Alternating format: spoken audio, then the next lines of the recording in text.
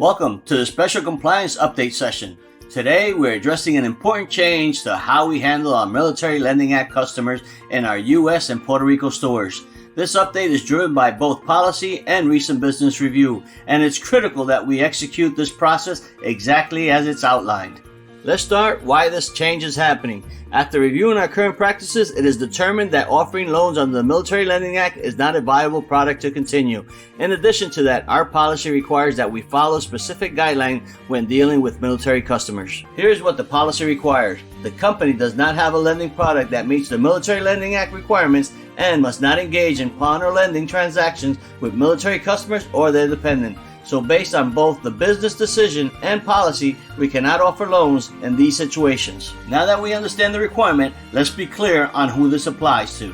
This applies to active duty military members, their spouse, and their dependents. If the customer falls into any of these categories, this process applies. So, what did this mean for you at the loan counter? If a military customer or their dependents request a loan, here's what you do. Do not proceed with the pawn loan. Thank them for their service. Clearly communicate we're unable to offer a loan in this situation and offer to purchase the item instead. So now that you know what we do, let's talk about exactly how we say it. Thank you for your service. At this time, we're unable to offer a loan under the Military Lending Act requirements. What we can do is purchase your item today to help you with your cash needs. Keep it respectful, clear, and confident.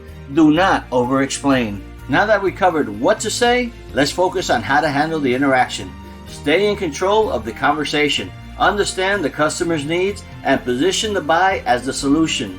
You're not ending the interaction, you're simply redirecting it. Here's one important detail to keep in mind. If the customer says they're not military, but you see indicators such as a military ID or uniform, treat them as a military customer under this policy. Politely decline the loan and offer to purchase the item instead. Consistency here is critical.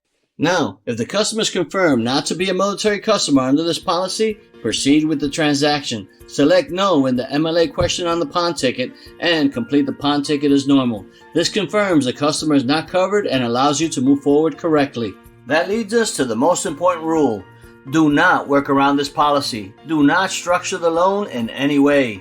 Do not ignore the warning signs and do not make exceptions. This is a zero exception policy, and this applies to all the U.S. and Puerto Rico stores. Failure to follow this process may result in disciplinary action up to and including termination. So as you handle these interactions, follow the process, show respect, and provide the solution we can offer. Execute it the same way every single time. And once again, I want to thank everyone for taking time out of your busy day to be a part of this special compliance update. Have a great day, and as always, let's make some money.